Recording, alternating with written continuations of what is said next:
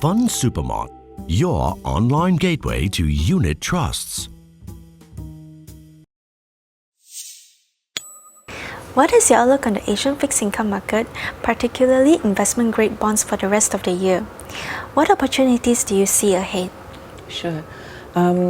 Actually, over the last few months, it has been a very challenging market environment, as you know.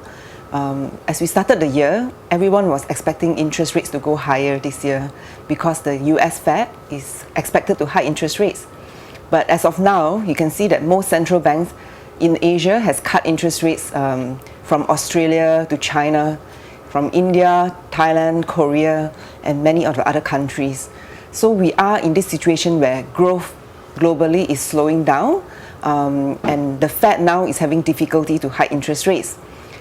So in this current environment, we feel that there is a space for fixed income to make decent returns because interest rates globally is going to stay low for a longer period. Besides that, China has been one of the other headlines that we saw in August, especially when they devalued the yuan. The yuan devaluation actually caused Asian currencies to sell off aggressively, and that also have implications to Asian assets like Asian bonds and Asian equities. We have seen corrections in the market, and I think the corrections have been very sharp and furious in the month of August and September. In the recent weeks, there has been rebound in the markets, mainly driven by the commodity prices recovering a little bit. But we don't think that this is sustainable because, as I mentioned, the growth in a lot of these Asian countries will remain to be slow. But what we are positive about is that after the sell-off in August and September, things are looking more attractive in terms of valuation. For the investment-grade bonds, we are quite bullish in this space compared to the high-yield bonds. One of the reasons is because the investment-grade bonds, the balance sheet of these companies are a lot stronger, and compared to the high-yield bonds, which have been leveraging up a lot over the last few years, the investment-grade bonds has remained quite good quality. Having said that, our preference in the IG bonds is more so in the BBB space, as well as single A rating bonds. Yeah. Amid the recent volatility in global equities, how do you think investors should allocate bond investment? Yeah, I think the global equity has been very volatile this year. In fact, if you look at Asian equities, the MSCI has actually come off about 16% year to date, and global equities as well is all in negative territory. But the fixed income space has remained in the positive territory, especially for Asian fixed income. It has actually outperformed US fixed income. It has also outperformed European bonds and other emerging markets. So it's all about a portfolio approach when it comes to investing over different market cycles. And yet we are seeing this shift in mindset for investors that they should allocate a part of their portfolio into fixed income to provide that stability and lower the overall portfolio volatility. Can you share with us your investment philosophy on Asian fixed income? What countries and sectors are you positive on? Okay, sure.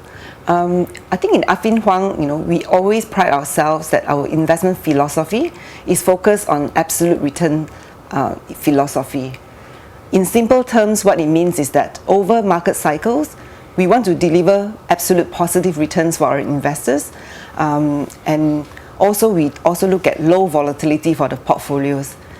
Especially for fixed income investment, I think it is very important to keep that volatility low. So for our philosophy for Asian fixed income, we always target a return of 5 to 7% in ringgit terms and a volatility target of about 2 to 3%. And that gives investors that stability over long term. And I think besides the philosophy, how we do it is in terms of strategy. How can we achieve this consistent positive returns and yet low volatility? It's very simple. We do two things. Number one is that we look at active tactical asset allocation. So when we are bearish about markets, when we don't think that there's upside, we raise cash and we hold a lot of cash. We believe that this protects the portfolio's capital and enable us to go back to the market because we have bullets to reinvest into the market when the timing is right. Secondly, we invest in things that we like, companies that we like, not necessarily in the benchmark.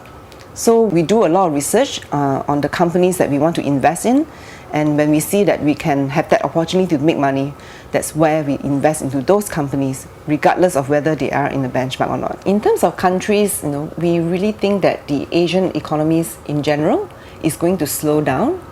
But having said that, that means that central banks in the region will continue to keep interest rates low, and that is good for fixed income investors. The countries that we like range from Australia, because as you know, Australia is highly linked to the China economy as well as the commodity cycle. And in this down cycle, the central bank in Australia will tend to cut interest rates over the next 12 months. Other than that, I think commodity importers such as India as well as China will benefit from the low commodity prices, whereas commodity exporters such as Malaysia and Indonesia will tend to see more challenges ahead. For sector allocation, we prefer investment grade bonds, as we mentioned, and I think one of the sectors that we like is on China properties, because the sector is actually turning around, and home sales in China is picking up, and also the government is supportive because they are easing into this sector as well. They're cutting interest rates and also making it easier for people to own houses in China. And secondly, we expect less issuances coming up from this sector, because now the China developers can actually tap into the onshore renminbi market when they issue bonds. So that means less supply coming out to the US dollar bond market. A lot of Asian emerging market currencies have depreciated against the USD this year. Do you think the depreciation has affected your investment strategy? Yes, I think the currency decision is a very key part of our investment strategy, especially when it comes to investing in bonds, because currency can actually play a role in enhancing your return or really detracting your returns. In this current environment, what we have done over the last 12 months is that we have kept quite high level of US dollar exposure into portfolios, and that really helped to enhance the portfolio returns, because as you know, ringgit has been one of the worst performing currency this year. So by having that diversification away from ringgit, that actually helped to boost the performance. But having said that, we do not keep 100% unhedged position because it's just too volatile. The currency market is just very volatile at the moment. So we generally keep a maximum of 30% open position for any currency. At this point in time, we have reduced our US dollar exposure because we think that the ringgit was oversold when it hit 4.2 to 4.3. So we have closed out quite a bit of the position. But other than that, all the other currencies that we hold in a portfolio would have contributed positively to the portfolio returns. What is the one advice investors can take away from, especially for those who are currently invested in the Asian fixed income market?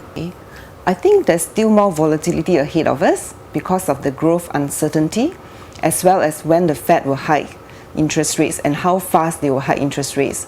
There will be implication on Asian fixed income, as we expect to see some money leaving Asia going back to the US. But having said that, I think Asian fixed income has a role to play in everyone's portfolio, because it is a very significant part of global bonds now. Currently Asian fixed income make up about 9% of the total bond outstanding globally. Okay. For investors, I think what they need to be aware of is to be nimble and to continue to diversify. Don't keep all your eggs in one basket, but to have a variety of bonds in the portfolio.